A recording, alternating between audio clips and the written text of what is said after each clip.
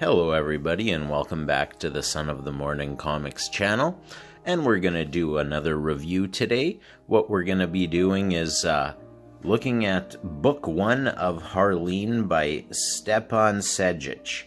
Now, for starters, I got this a while back, and the cover is absolutely awesome. The way that it was done here, I mean, I'll show you on the back too. Just the way that it has it, it sort of frames the picture on the back there. On the front, it's sort of like that. So, very cool. the aesthetics of it are very, very cool to begin with. So before we get into it, I will kindly ask you to subscribe to the channel, hit the like button, that sort of stuff. So DC Black Label, if you've watched any of the videos, I've done a lot of Black Label videos. I'm a fan of Black Label. The reason being, and I say this on every video that I do of a Black Label book, but whatever, it's that Black Label is not in canon. So I think that it gives the opportunity to get people that aren't comic readers into reading comics, especially when you have something like as beautiful as this thing here. And also, typically, not always, but it is the case in this, that you're going to get really good writing and really good art in these Black Label books. And that's another reason why I think they would be appealing to people that don't normally read comics, because you don't need to know anything to go into the story, because it's not part of canon. You can just enjoy the story, and the art is generally really good, which is going to help, draw those new readers in. Alright, so book number 1. So basically the book just sort of starts off here with just a monologue about how Harleen Quinzel she's always making the wrong decision. The road always ends in the wrong place for her. Absolutely love the artwork on this here. I love the sort of like the curved skyline in the background there with the bat signal. Nothing to not like about that at all. And so she knows that this is, she knows that things aren't right with the Joker. Let's just get that before we get into the book at all. But let's talk about this art here. Now, this is supposed to be Batman, and this is supposed to be Joker. Of course, she's, this is not real, not actually happening, but in her dreams, she views Batman as this evil monster, and the Joker is kind of like, a nice, good guy, even though she doesn't actually view it that way. She even notes that this particular dream isn't even, like, he's not a monster in this dream, that he's smiling and, she smiles back, that sort of thing. So we have this wonderful piece of art over here on the left that sort of starts off our story. Sort of the end of her little monologue where she says, "My story's the one where the girl dances with the devil and he takes her with him on a long road to hell. That road starts, as they often do, with a good intention." And that is very much, what this book is going to be about. So, at the beginning of the story, she is a psychiatrist, and she does deal with inmates, and the first part there, she was interviewing this guy, and he was basically telling her how he had a code, wouldn't kill women and children, but a woman killed his partner, and that's where he decided to throw away the code, and from there it just got easier and easier. And so what Harleen has done is she's come up with this idea for a research study where she wants to study the lack of empathy, and if she has this brain mapping technique that she wants to implement, but the first part of it is going to be her interviewing them to see why they have this lack of empathy, because she thinks that this is it's a mental immune system disorder that they have, and that she thinks that there's a way that it can be fixed. So she's here giving a presentation, and hopefully to get some investors to invest in her project. Now, it's not going well for her. As you can see, people are starting to look at their watches. People start to leave. That's, a little early type thing. And Harleen is a little bit upset about the matter. So she goes and she meets her friend at the bar and gets herself nice and twisted up, which is sometimes necessary. Her friend's name is Chandra, and she's also, they went to school together. They went different paths. So Harleen asked her, she says, so what about you? How did you do your thing? How did your thing go? And she says, Harleen, I'm proposing pharmaceutical solutions to treat forms of depression. There's money in that. My presentation went flawlessly. So basically what she's telling her is, you gotta show them how you're gonna make them a bunch of money, and then they'll be lining up to invest in your project. So after they leave the bar, they say their goodbyes, and Harleen starts to head home. And as you can see, she's walking here, and as she walks past this alley, there's this big explosion. And she, is not doing so well, but she's not critically injured or anything like that. And then we get to see some of this fantastic art. What a beautiful shot that is. And so basically what was happening is the Joker and his minions were doing an arms deal, and I guess he just felt like blowing the place up afterwards. And so they come out of the alley around the corner, and they see Harleen standing there. And she's, of course, a little bit freaked out by this. And it's an interesting things that she's saying here. Like she's like, your lucky number is 4. I mean, the truth be told, if I was a superstitious person, I would have called us star-crossed, destined, me and him, the man I would soon love. It wasn't love at first sight, mind you. No kidding, as he's got a gun pointed directly at her. And she, of course, thinks that this is going to be the end. Gotta love this. So basically, as she's having the gun held to her head by the Joker, she's sort of going over, what she's done in her life that was a good decision.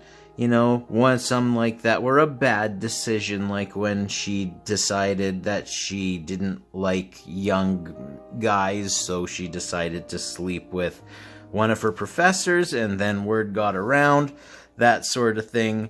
And then she just sort of comments, these decisions that in the end no longer mattered. And I love the art here, I love the depiction of the Joker in the way he's done in this book. I like it a lot, actually.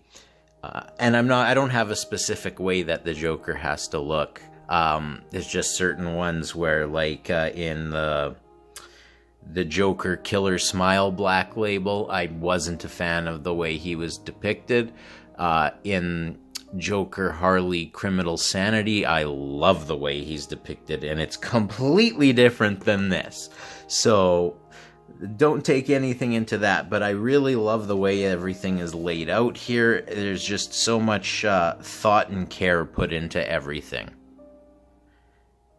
And like I said, so much to Harleen's surprise, the Joker does let her live, and so she's just left sort of standing there.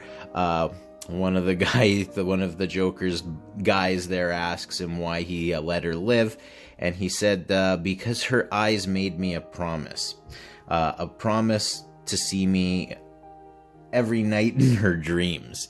So, very cool. I like the writing there. Good stuff, but trouble's on the horizon for the Joker, as you can see.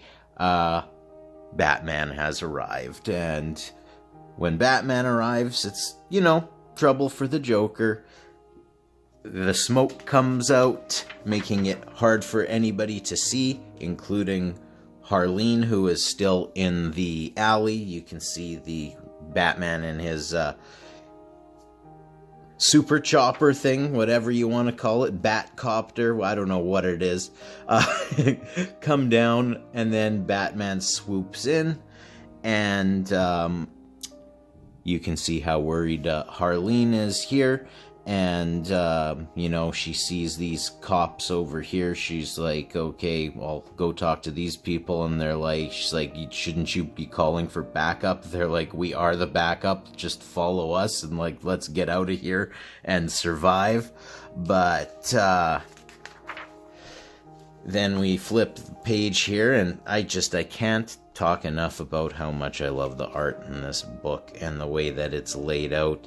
You can see here the Joker can't see anything, so he just directs his boys to just, have fun, shoot wherever, and just do what you gotta do. So in that moment there, Harleen, she froze and she couldn't leave with the other two cops. So she's just stuck in this alley.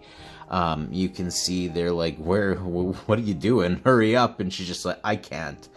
And so she's standing there, and then the Joker gets harpooned, I suppose, by Batman into the wall right beside her. He looks at her, and then he gets yanked back away. And do I even have to say anything here? I don't think that I do. And so Batman and the Joker start to go at it pretty good. It's interesting. I like some of the dialogue here. She says, and in my fear-paralyzed state, I can do no more than watch. I watch their surreal shadows. I watch the surreal theater of shadows. I watch them drawing blood and breaking bones, clawing and gnawing and tearing. I watch the madness. I watch them because I can't look away.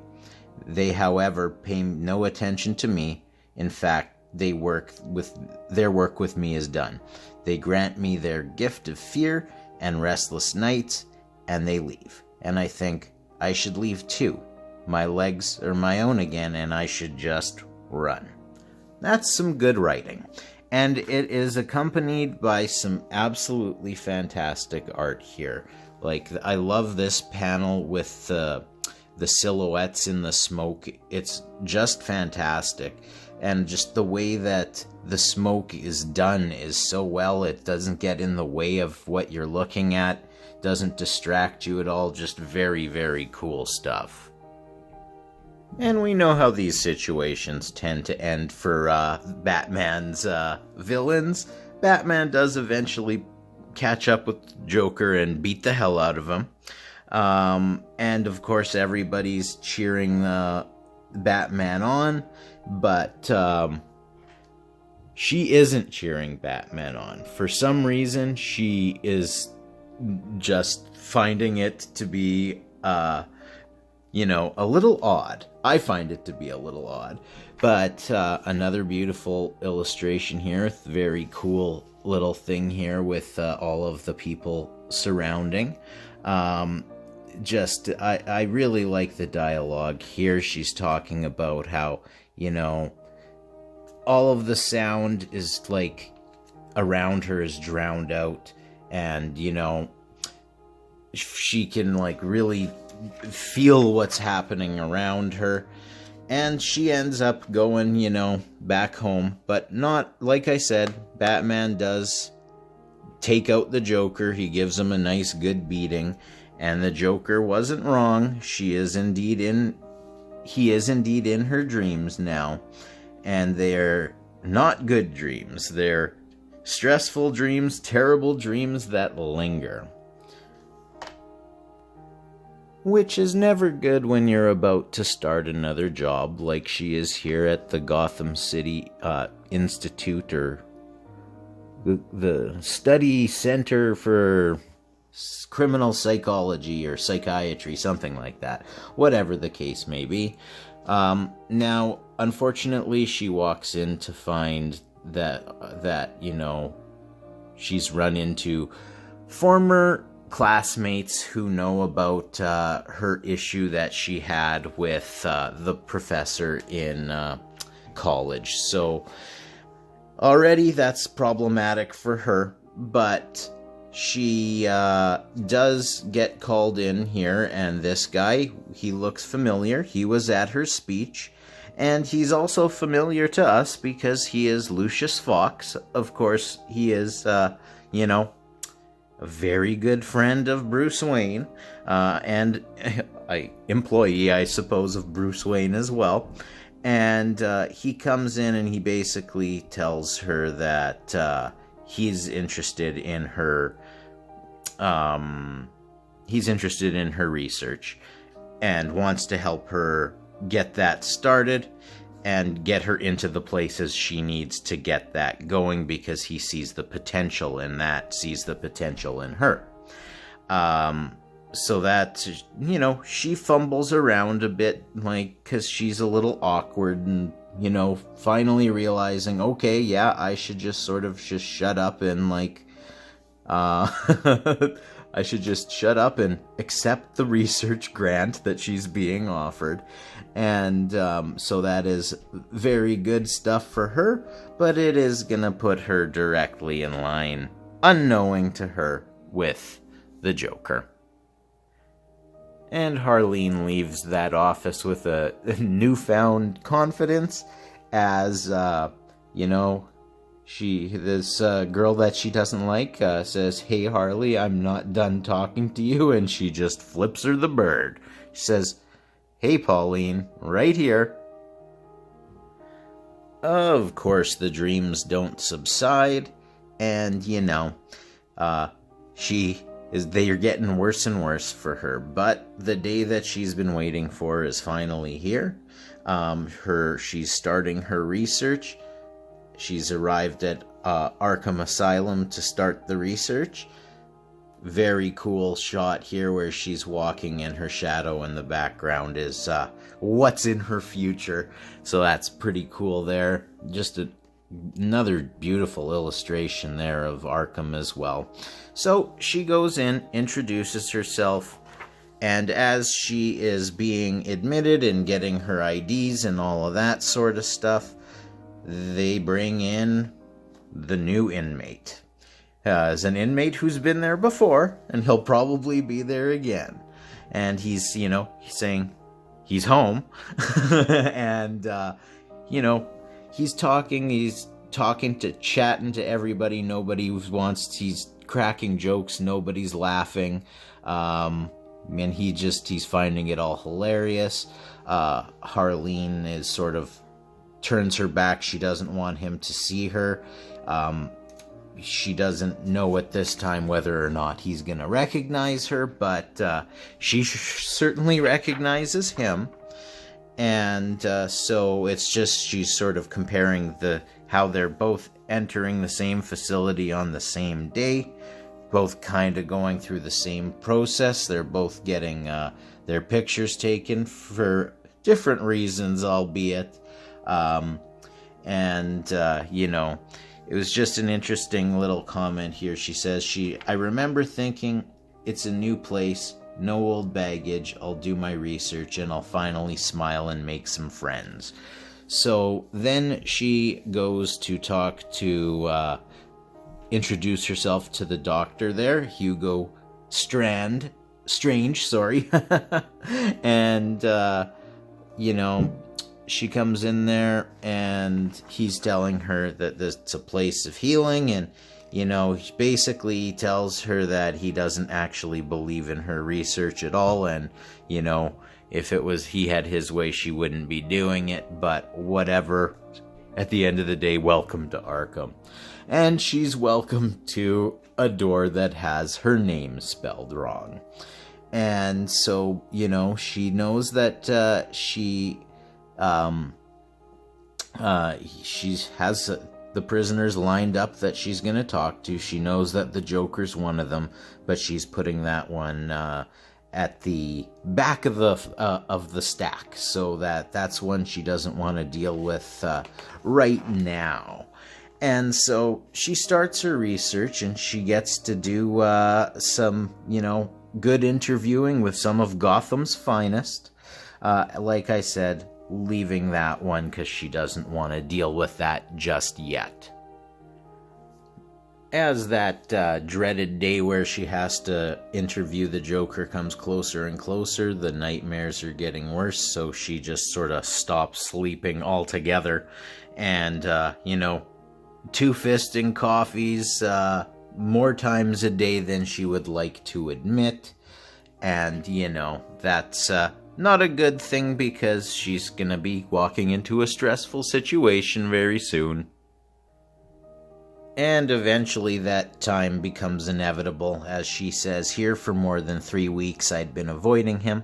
For almost a month he had invaded my dreams, and that day I knew there was no escape from it. And she just says, damn it, fine, I'll do it. I'll start preparing for this one.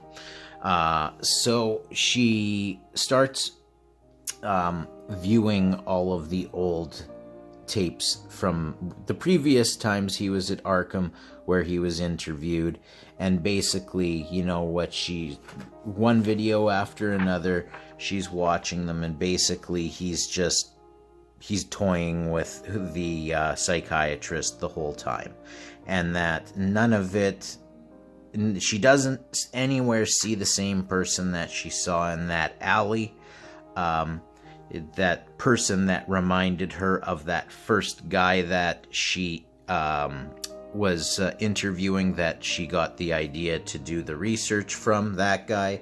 And then so she's finds one that says the real Joker on the tape, and pops it in, and it's from when he was being sentenced. And you can see, she says, Joker sentenced, there he was, and she's seeing, that's the guy that she remembers.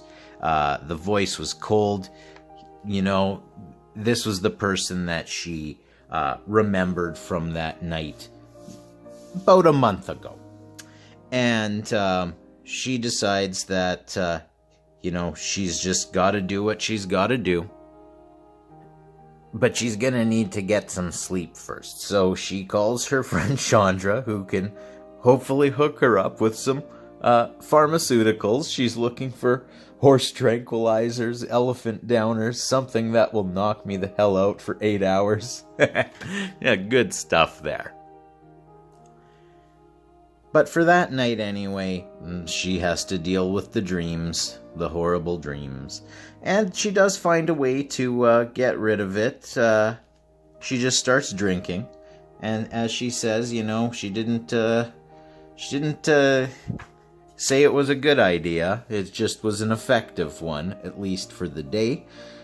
Now, she does get a call in the morning, and it's a surprise call that Harvey Dent wants to meet her. Now, he is still just Harvey Dent at this point in time. He is not who he will become yet. And so you know, she goes to meet him, and he basically, you know, he doesn't like what she's doing. He wants her to basically stop. She basically tells him to, you know, tells him where to go, and then makes the comment that it's kind of funny that all of our big words and moralizing, and yet within 5 months we would both be murderers. Very cool. And that inevitable time has come. She has gone to see the Joker, who is, of course, playing with cards in his cell. And, you know, at first she's kind of scared. She's worried that he's going to recognize her. So she's kind of standing in the dark, and he says, you know, come out of the dark there. I want to see you. And he says, I won't bite. I mean, he would, but he can't, you know, reinforced glass and all. And she introduces herself. And he starts thinking, that he's getting a memory of something, and he's not entirely sure what it is, but, you know, basically he is, he's messing with her a little bit, testing her, bangs on the glass there, and then tells her that he recognizes her from that night, and she's not impressed with him at this point in time. So he starts to do the thing, you know, where he like he did with all the other psychiatrists, where he's going to, you know, just start telling his stories, and she basically says, you know, forget it, I know all of your stories, I know your monster stories, you know, it's a whole city of monsters, blah, blah, blah, and then he's, then I guess that intrigued by all of this, and, she says, please, doctor, call me Jay. After she refers to him as Mr. Joker. And the way that the story, or sorry, I should say, the way that book 1 ends is with her monologue saying, I remember thinking, this is fine, I can control this situation. It was neither the first nor the last time that I was wrong about that. And she just says, very well, Mr. J. And very, very cool stuff. Very much enjoying this here. Probably do book 2 in the next couple of days. But if you like the video, hit that like button, subscribe to the channel. Love this Black Label stuff, especially when it's good like this one is. So yeah, subscribe. Leave some comments. You can visit me over on Twitter at SonOfTheMorning7. And until the next time, have a good one, everybody.